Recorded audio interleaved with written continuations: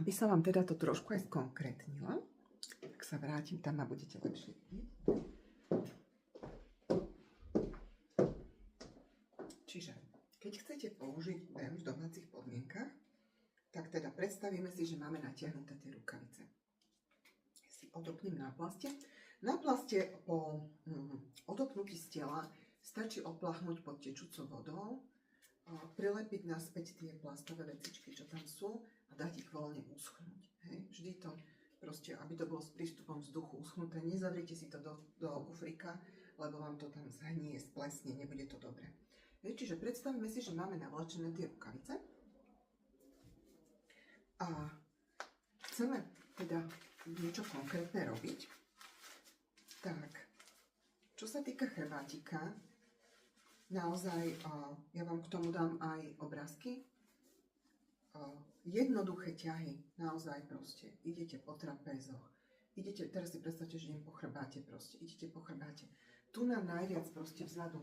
Toto je najúžasnejšie miesto. Tu keby ste nechali len tie ruky položené, tak dodávate energiu do celého systému.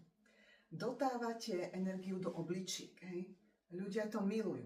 Fakt, akoby tam sú doslova blažení, keď toto urobíte. Hej? Čiže keby ste len tu zostali, keby ste sa hore vrátili na trapézy a znova tam zostanete len rukami stáť, on urobí za vás všetku prácu. Hej? Hore potom môžete prejsť až pod lebku a tam môžete bodovo masírovať. Hej? Čo je dôležité vedieť, intenzita sa mení ešte podľa toho, intenzita sa mení podľa toho, či máte položenú celú ruku, alebo máte ju položenú takto, alebo máte položené len 4 prsty, alebo máte položené 3 prsty, alebo máte položené 2 prsty, alebo máte položený 1 prst. To asi vidíte, že čím väčšiu plochu máte položenú, tým menšia je tá intenzita. Čiže keď by som prešla na akupunktúrny bod alebo na bod bolesti, ktorý nájdete, tak môžete potom prejsť do ňoho len prštekom. Ale vždy to robím tak, že postupne uberám, aby ten človek mal šancu sa na to adaptovať a prípadne si zmeniť tú intenzitu, keď to drží v ruke. Hej, toto je proste úžasné, že aj týmto viete meniť tú intenzitu. Hej? A keď vidíte, že to je moc, tak nič, že sa to proste priložíte naspäť. To je celé. Hej? Čiže ideálne je, keď sme celými rukami na tom a keď máme dobre nastavenú tú frekvenciu. Ak ju máme veľmi vypeckovanú, tak vtedy radšej neskúšame tieto bodové záležitosti, lebo by to naozaj mohlo bolieť. Ale keď je tam problém, napríklad je pod lopatkou problém, alebo na ramene, alebo zase som na tých krížoch, ja to volám kríž, ale tam je hlavne to SI sklbenie, to je sakroiliakálne sklbenie. A tam kľudne môžete proste zostať a urobiť tam ako akupresúru, keby ste robili. Hej? A potom je taká láskavejšia forma, ktorá sa robí, lymfa sa robí láskavejším spôsobom, kde naozaj vlastne idete rukavicami, otvoríte studničky, tu na, hej, a tu na. Môžete aj po brúšku prejsť, aj tuto môžete ísť popod. To sa musí urobiť ako prvé.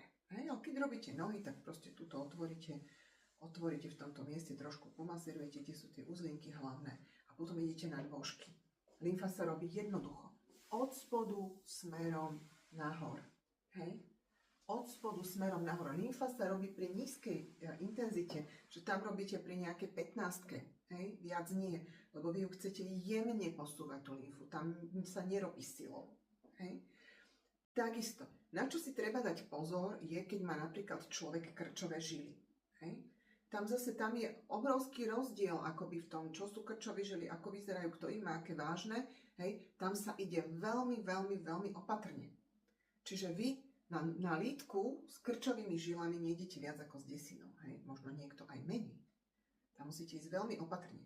Nerobí sa, keď sú zapálené, keď je tam niečo zaškrabnuté. Nerobí sa, keď sú tam ostré bolesti bodavé, hej, to okamžite, koniec, to vôbec do toho nevstupujeme. Ale dá sa robiť s tým, ale proste jemnočko a vždycky pekne pomaličky smerom nahor posúvať, hej, čiže to je lymfa. Takisto tu si viete vlastne boky a zádok, proste to si vyriešiť, tam si ženy riešia celulitídu. Proste hladkáme a vždy proste hladkáme smerom nahor, hej, alebo minimálne dokončujeme smerom nahor, netlačíme to dole, proste. Dobre? Čiže týmto spôsobom takisto sa dá zadok. Na brucho som vám dávala presný postup, ako sa brucho robí, hej, a môžem ho aj tu na stručne ukázať, pozriem, koľko máme minút. Čiže brúško, keď zoberieme úplne, že jednoducho, blbúzdorne ideme na to. Ideme okolo pupka, ideme v smere hodinových ručičiek. 9 krát ideme v smere hodinových ručičiek. Potom ideme hore-dolu 9 krát, týmto spôsobom, hore-dolu. Potom ideme 9 krát v tejto línii, takýmto spôsobom. Keď si robím sama brucho, tak tu nemám rukavicu, ale tu mám náplasť, hej? Takže 9 krát tu na hore dole, týmto spôsobom. A keď toto urobíme, toto zopakujeme teda 9 krát krúžime, 9 krát ideme hore dole, 9 krát ideme takto. Toto celé zopakujeme 3 krát a potom si zoberieme do ruky banku, zapneme ju a zapneme ohrievanie. Hej. Každý koľko znesie. A zase v smere hodinových ručičiek krúžime 9 krát po tom brúšku.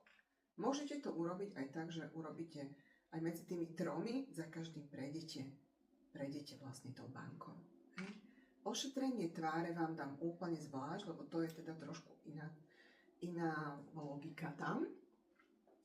Takže máme brúško, máme ako na lymfu, ako na celulitídu, ako na bolesti pohybového aparátu. Že toto je všetko, sú veci, ktoré vám úplne postačia na bežné domáce použitie, na čo ste si ho vlastne kupovali samozrejme. Takže dá sa s ním masírovať aj nôžky, ako chodidlá. Je to úžasné. Jednak tam, keď fakt začnete s tým dole s tou jednotkou obličkovou, tak aj dodávate energiu. Úžasné je, keď masírujete achilovku. To je fantastický pocit. Čiže hrajte sa s tým. Jediné, čo vždy treba rozmýšľať, že proste keď robím s tými rukavicami, nohy idú posledné, alebo na nohy si vyhradím iné rukavice. Odporúčam naozaj kúpiť si, tieto rukavice existujú v balení 10 kusov, stoja 25 €, čiže 2,50 sú jedny. Dá sa na to tu na ten štvorček krásne písať, čiže tu si môžete poznačiť, ja neviem, Anička nohy, hej? Na druhý pár Anička chrbát, hej? Na tretí pár Anička tvár. Lebo keď máte takto, vlastne budete ten BEM používať, tak je ideálne mať aj pre seba ich mať troje, aby ste nešli s tým, čo ste boli na nohách na tvár. Aby ste nešli s tým, čo ste mali na chrbte na tvár. Hej?